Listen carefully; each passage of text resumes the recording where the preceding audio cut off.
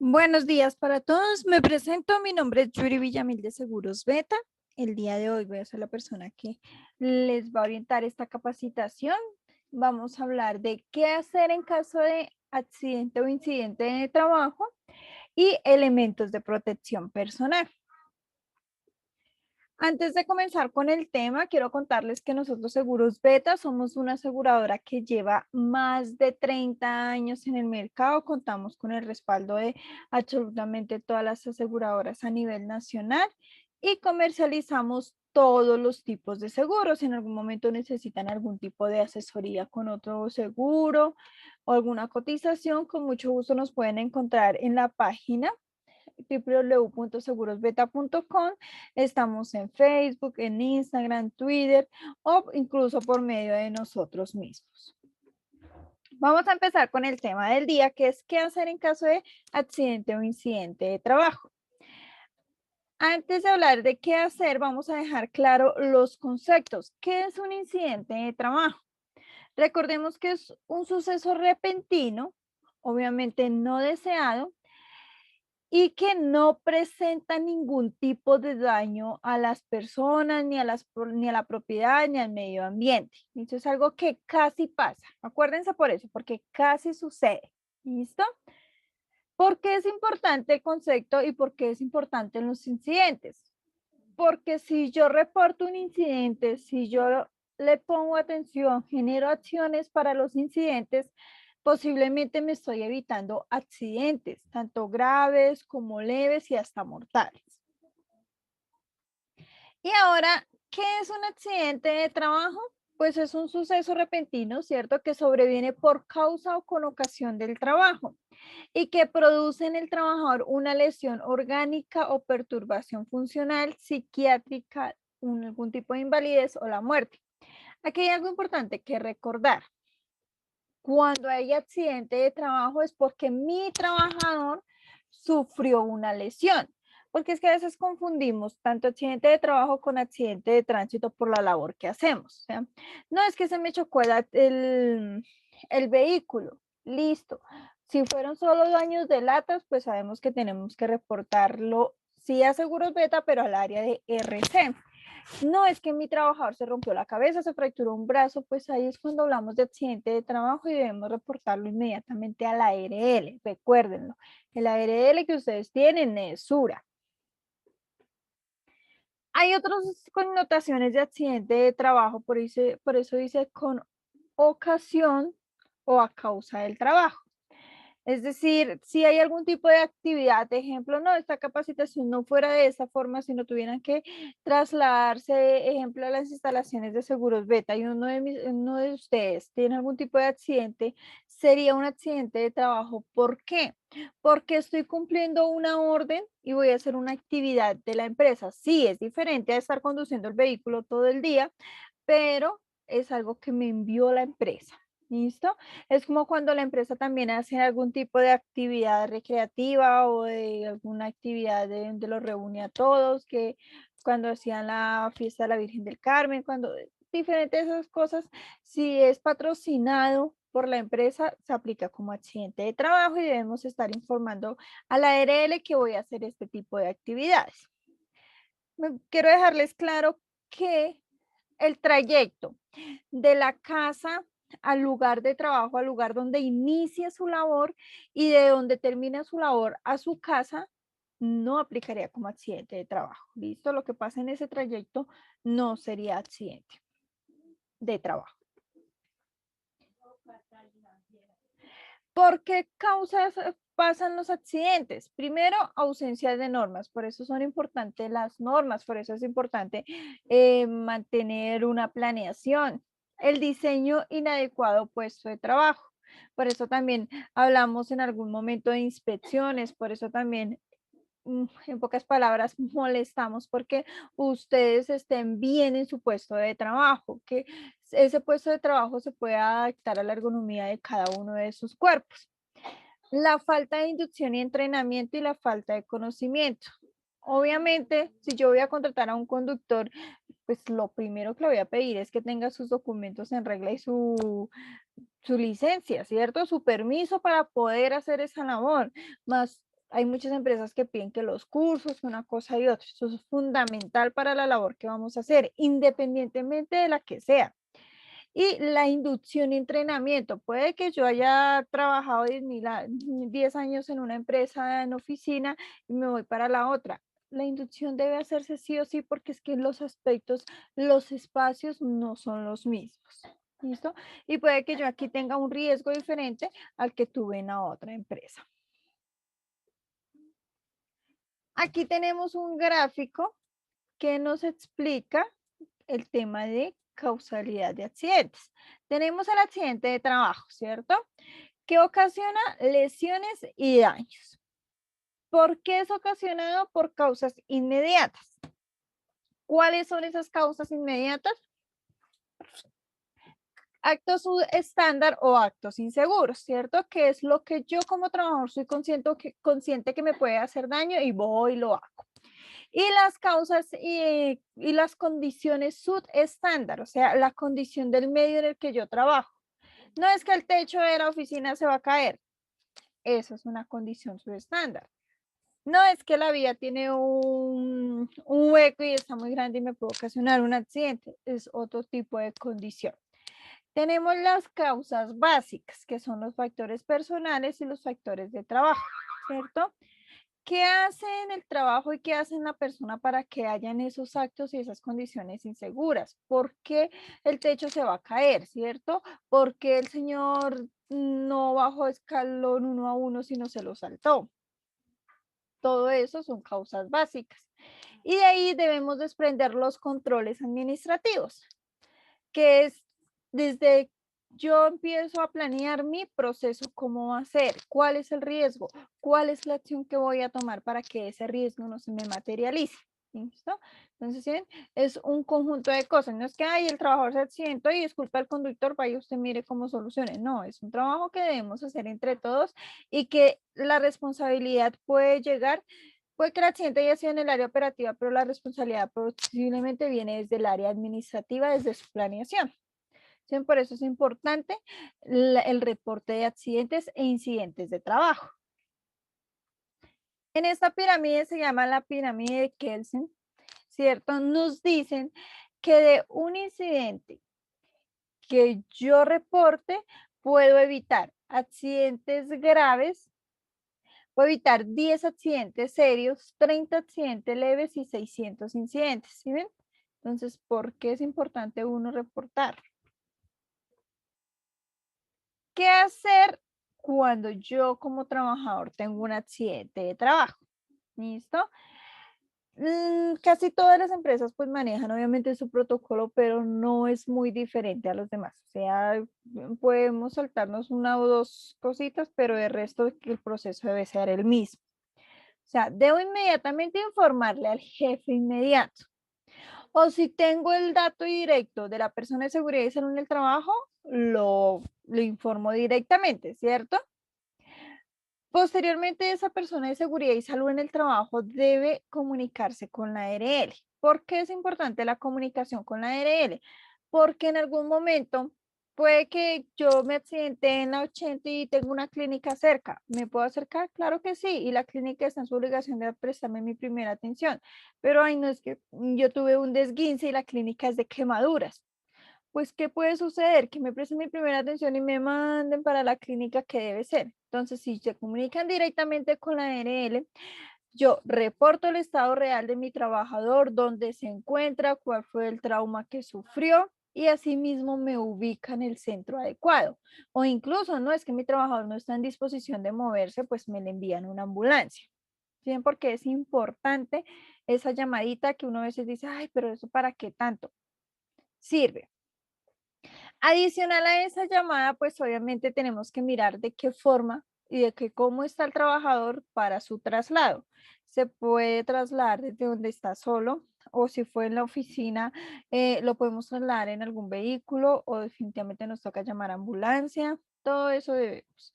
Lo importante es que hacerle el seguimiento y no dejar solo a su trabajador en este caso. Ya posteriormente viene un proceso que se llama realizar el reporte del FURAT. ¿Qué significa FURAT? Formato único de reporte de accidente de trabajo. ¿Listo? Eso es obligatorio hacerlo. Tenemos 48 horas para reportar eso a la ARL. Si yo no reporto eso como encargada de seguridad en el trabajo a la ARL, pues ¿qué pasa? Que mi trabajador posiblemente se puede quedar sin esa cobertura. La ARL, si yo lo reporto después de las 48 horas, me puede decir, hey, lo siento, yo no le acepto eso como accidente de trabajo. ¿Listo? Por eso son importantes esos tiempos también. Y por eso es importante que yo como trabajador reporte inmediatamente eso, el accidente. Y ya posteriormente tengo 15 días hábiles para investigar el accidente. ¿Listo? Les recuerdo que el accidente se debe investigar junto con el jefe inmediato del área, el responsable de seguridad y salud en el trabajo, así sea uno o varios representantes del comité de COPAS. Ese es el proceso que se debe llevar cuando hay un accidente de trabajo. No crean, uno dice, uy, eso tan largo, pero vean, 1, 2, 3, estos 4 pasos se hacen en cuestión de minutos. ¿Listo? Entonces, no pensemos en el proceso sea largo, sino tratemos de manejar como ese procedimiento así. ¿Listo? ¿Qué más protocolos? Ahora, ¿qué protocolos debo seguir yo en la vía si tengo algún accidente de tránsito? Obviamente debo reportar a la empresa o al coordinador de ruta, ¿cierto? Identificar cómo están mis pasajeros. El conductor es el único que autoriza para bajar el del vehículo a los pasajeros. Hay que identificar la situación, tratar de ubicarme en un sitio seguro si tengo que evacuar a mis pasajeros. Si trabajamos con alguna persona adicional, como cuando trabaja monitora y conductor, debemos aprender a ser un muy buen equipo. ¿Listo? Si no es necesario evacuar a los pasajeros, no se hace. Si existe algún pasajero herido, debo llamar inmediatamente a la línea 123. Es lo fundamental, porque pues en muchas ocasiones nosotros no tenemos establecidos como o no sabemos bien el tema de primer auxilio. Ya saben que un primer auxilio se da desde hacer una llamada de emergencia, sino dejar sola a la persona herida. Ahí yo ya estoy prestando un primer auxilio, entonces es el proceso que debo hacer. Cuando hay algún tipo de sismo, pues lo ideal es tratar de también detener el vehículo, aunque muchas veces pues, cuando son leves no lo sentimos, ¿cierto? Pero sí, la idea es tratar de detener el vehículo en un lugar donde no hayan tantas edificaciones ni cables para pues posiblemente estar un poco más seguro. ¿Listo? Listo, chicos, ese es el tema que les quería, uno de los temas que les quería compartir el día de hoy sobre pues sobre el tema de qué hacer en caso de accidente de trabajo. ¿Listo? Entonces, cualquier duda o cualquier inquietud adicional, con mucho gusto por medio de Joanita o algo me la pueden enviar y pues yo les voy a ir solucionando. El segundo tema se llama elementos de protección personal. Vamos a ver, ¿qué son esos elementos de protección personal? Son equipos o dispositivos destinados para que nosotros los trabajadores los utilicemos y podamos estar protegidos frente a los riesgos que se nos presentan en el trabajo. ¿Listo? Ustedes directamente como conductores normalmente no son muchos los elementos que utilicen. De pronto elementos para cuando hacen su revisión preoperacional como gafitas, guantes o cuando hacen el aseo del vehículo. Pero ejemplo, tapaoídos no podemos llevar, aunque tenemos un riesgo medianamente alto auditivo, no puedo ponerme tapaoídos, ¿cierto? Ya tengo que hacer es una acción diferente. Pero resulta que por tema de la pandemia que estamos viviendo, sí nos tocó empezar a generar algún tipo, varios elementos más bien. Y estos a que van o me van protegiendo del riesgo biológico, ¿listo? Entonces, si ven que de acuerdo al riesgo al que más me veo expuesto, pues tengo que ir identificando si existe o no un elemento de protección que me pueda ayudar. Nosotros como trabajadores debemos tener algo supremamente claro. Y es que los elementos son para utilizarlos, chicos, pero a conciencia, porque no crean, a mí me ha pasado cuando trabajo con personas a las cuales tengo que dotarlos de elementos de protección, los utilizan cuando estoy haciendo inspecciones, cuando va a la auditoría, cuando el jefe está rondando. De resto, ay, no, qué pereza utilizar eso me incomoda.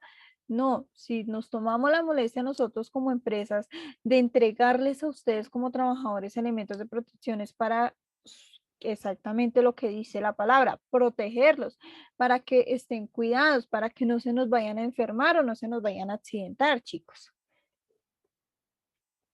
¿Qué debemos tener en cuenta con los elementos? Pues que realmente la protección que me va a dar es la que necesita ese riesgo, ¿cierto? Que el elemento sea el indicado, que cumpla con todas las normas de seguridad que me exige, pues, como tal, el riesgo y la norma.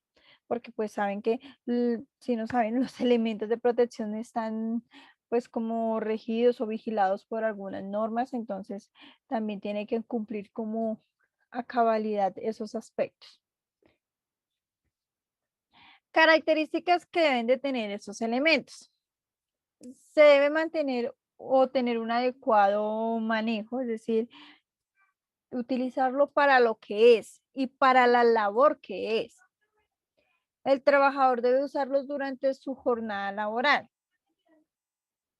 Exactamente, o sea, cuando estoy trabajando, si me entregan gafas de seguridad para cuando hago aseo y hago inspecciones a mi vehículo, pues tratemos de utilizarlas únicamente para eso y hacerle su mantenimiento y su cuidado y tenerlas cuidaditas.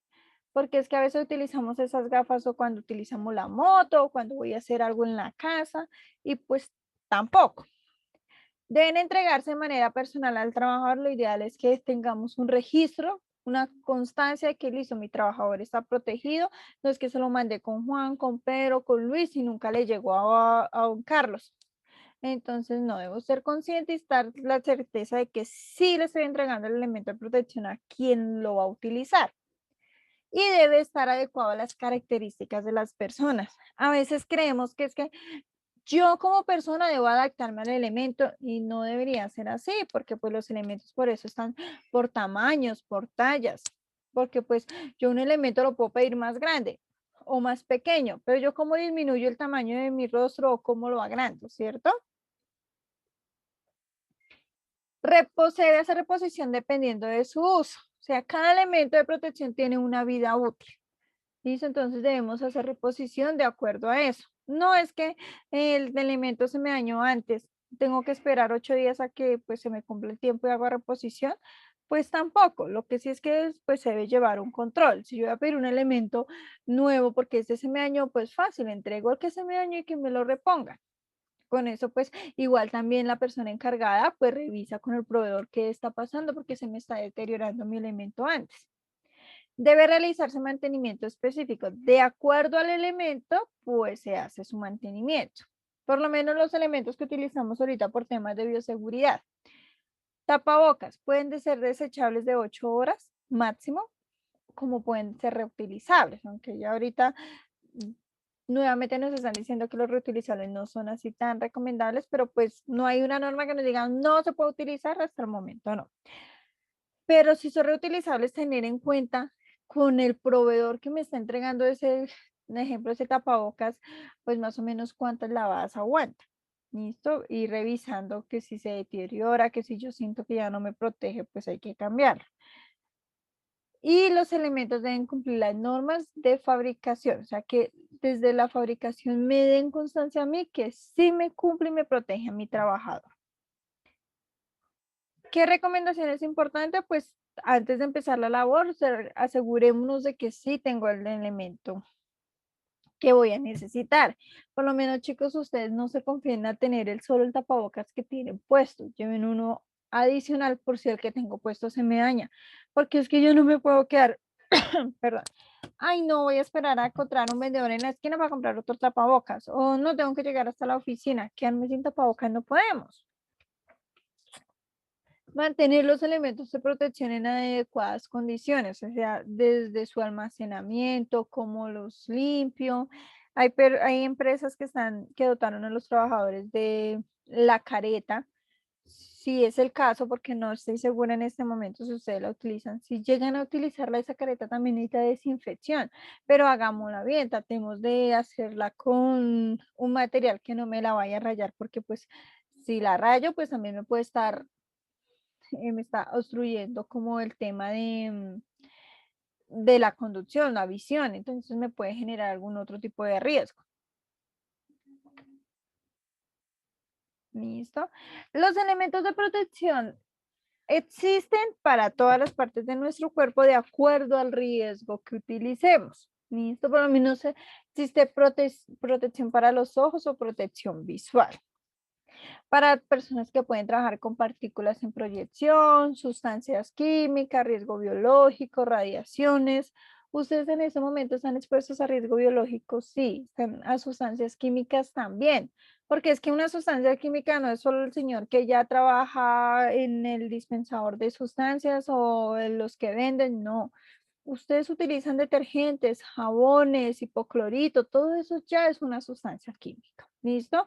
Cuando hacen su preoperacional a su vehículo, corren el riesgo de que algún químico les salpique los ojos o una esquirla de algo. Existen diferentes tipos de protección ocular de acuerdo al riesgo. ¿Sí? Gafas con cobertura lateral, gafas comunes de seguridad, monogafas, el visor o una máscara si el riesgo es mayor. Existen, se llaman full face, o sea, máscaras completas, dependiendo también de la labor que se haga. Protección auditiva. Entonces aquí tenemos los que tapa oídos, perdón, de inserción, los de semi-inserción, que son un poquito más chiquitos y menos molestos, y están los de copa. Pero ejemplo, yo a ustedes, como les decía anteriormente, yo no les puedo poner ninguna de esas tres protecciones. Sí tienen el riesgo, pero si yo les pongo una protección de esas, lo que quiero es, voy y les aumento otro riesgo que es el de un accidente de tránsito. Entonces, ¿sí ven? Siempre se debe analizar ese, como si realmente el elemento me va a servir, porque no es entregar y disponer de elementos, porque sí. Para las manos, igual manera, existen diferentes inmensos densidad de guantes, igual, dependiendo de la labor. Si es para sustancias químicas, si es para cortaduras, si es para contacto caliente, si es para electricidad, si es para tema biológico. Para los pies, de igual manera. Las botas de seguridad pueden ser zapatos antideslizantes, ¿cierto? Pueden ser botas antideslizantes, ejemplo, para las personas de servicios generales, pero de caña alta, que para los que los químicos no lleguen a tener contacto con piel. Para temperaturas extremas, los que trabajan con electricidad tienen zapatos dieléctricos. Lesiones, los que trabajan en construcción no les pueden generar alguna caída de algún objeto. Exposición a sustancias químicas, de acuerdo al riesgo, existe el elemento, igual con el cuerpo. Nosotros o ustedes, bueno, todos, ahorita por el tema, igual, por el tema de seguridad, de riesgo biológico, la norma lo que nos dijo fue, cada empresa, su área de seguridad en el trabajo define de acuerdo al riesgo del trabajador qué elemento le va a entregar. Sí o sí, tapabocas, ¿cierto? Hay unas empresas que entregan traje, otras no. Mi recomendación es, si tienen traje, ya saben, eso se debe lavar a diario, ¿listo? Si no, con mayor razón su ropita o su uniforme lo deben estar lavando a diario. Tapabocas igual. Si es desechable, una sola postura de 8 horas máximo. Si ustedes ven que está deteriorado o húmedo o algo, hay que cambiarlo. Si es reutilizable, pues ya sabemos que se puede lavar ciertas veces, pero tratemos de darle un buen almacenamiento a ese tapabocas. No lo pongamos, quitémoslo y lo metemos al bolsillo. O lo pongo, hay una costumbre que he visto mucho. Me voy y me siento a almorzar al restaurante y ¿qué hago? Me quito el tapabocas y lo pongo encima de la mesa. Pues se supone que el tapaboca de la parte externa está recibiendo absolutamente todas pues esas gotículas o algo y yo lo pongo encima del comedor o llego a mi casa y lo pongo encima de la sala. No, tratemos de darle un buen almacenamiento. Carguemos una bolsita Ziploc, la cerramos, lo echamos ahí. Cuando llego a mi casa donde lo debo lavar, lo lavo y ya. Y todos los días hay que lavar el tapabocas. ¿Listo?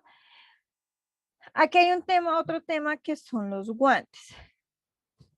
Yo, Yuri Villamil, a mis trabajadores no les entrego guantes. ¿Listo? Solamente a los de servicios generales, que son los que me hacen el aseo general. obviamente. Tengo conductores de moto, entonces pues ellos cargan sus guantecitos de la moto de seguridad, pero guantes y que para los administrativos tampoco. No es recomendable porque esos guantes de látex lo que hacen, lo que hacen es que me generan una confianza que no existe. Yo pienso que si tengo los guantes no me voy a contagiar o posiblemente no voy a adquirir el virus. Al contrario, los guantes son llaman más el virus y la suciedad que las propias manos. ¿Listo? Si en algún momento, porque puede suceder algún proveedor, alguien dice, no, si tienen que utilizar guantes, listo, chicos, pero acostúmbrense que también los guantes se pueden estar desinfectando con el alcoholcito y con el gel antibacterial cada 20 minutos, igual que las manos. ¿Listo?